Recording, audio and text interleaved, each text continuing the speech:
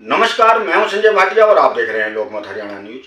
हरियाणा में जिस प्रकार से आपराधिक घटनाएं लगातार बढ़ रही हैं, प्रतिदिन कोई ना कोई सूचना ऐसी मिलती है जिससे कि आम आदमी में दहशत का माहौल पैदा हो रहा है। इसी को लेकर राज्यसभा सांसद दीपेंद्र सिंह हुड्डा ने भी चिंता व्यक्त की है।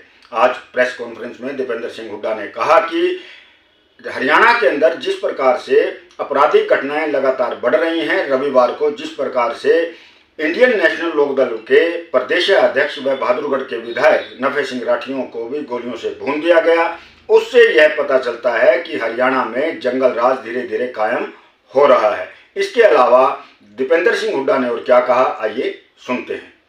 ये सरकार पूर्णतः विफल साबित हुई है। इसकी पूरी जिम्मेदारी अगर किसी की है तो हरियाणा के मुख्यमंत्री और हरियाणा गृह मंत्री की जिम्मेदारी है।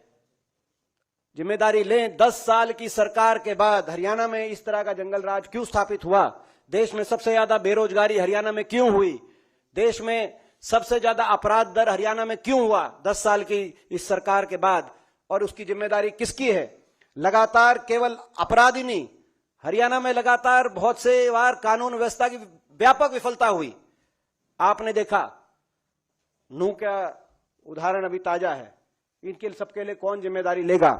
आज हरियाणा के लोगों में रोष है, हरियाणा के लोगों में गुस्सा है और सरकार से हम लोग जवाब मांग रहे हैं और जवाब लेके रहे हैं।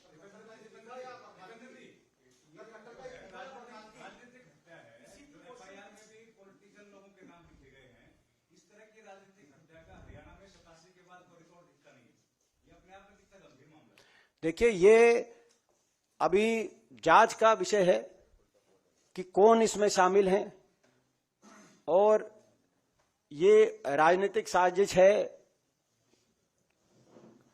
या क्या है, ये जांच का विषय है। इसीलिए जब तक पूरी जांच सामने नहीं आएगी, इस पे अभी मैं कोई और टिप्पणी नहीं करूंगा।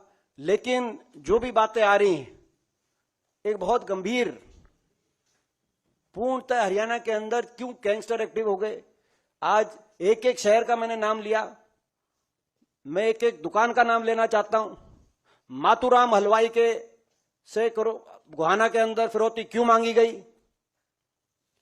सापला के अंदर क्यों गोलियां चलाई गई? बहादुरगढ़ के अंदर पिछले हफ्ते 2 दुकानदारों पे फायरिंग होकर, जब मैं गया इन दुकानों में, सापला हुड्डा साहब गए तो शाम में एक व्यापारी के बच्चे को अपहरण करके कैसे फिरौती करी गई। खरखौदा के अंदर गंभीर हत्या का मामले क्यों सामने आए? तो ये मैं पिछले 15 दिन की बता रहा हूं और पूरे साल की तो आपको मोदी सरकार बता रही है कि प्रधानमंत्री जी द्वारा जो सामाजिक प्रगति सूचांक जारी किया गया, उसमें हरियाणा देश का सबसे असुरक्षित प्रदेश है, जिसमें नागरिक सुरक्षा के मामले में सरकार को 100 में से 33 अंक मिले। प्रधानमंत्री जी बता रहे हैं और गृह मंत्री जी ये बता रहे हैं कि अपहरण दर देश में सबसे ज्यादा है, डकैती दर देश में सबसे ज्यादा है, बलात्कार दर देश में सबसे ज्यादा है और हत्या दर देश में दूसरे नंबर पर हरियाणा के अंदर है। यूपी के मुकाबले हरियाणा में 2.5 गुना अपराध आज भारत सरकार के आंकड़े क्यों दर्शा रहे हैं?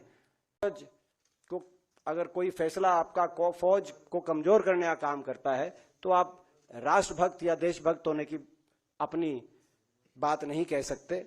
और इसीलिए हमारी मांग है, अग्निपथ योजना वापस ली जाए, पक्की भर्ती दोबारा से शुरू की जाए और इन 1.5 लाख जो भर्ती के तहत नौजवान भर्ती किए गए थे भारतीय सेना द्वारा, जिनको ज्वाइनिंग नहीं मिली, इनको तुरंत ज्वाइनिंग मिले।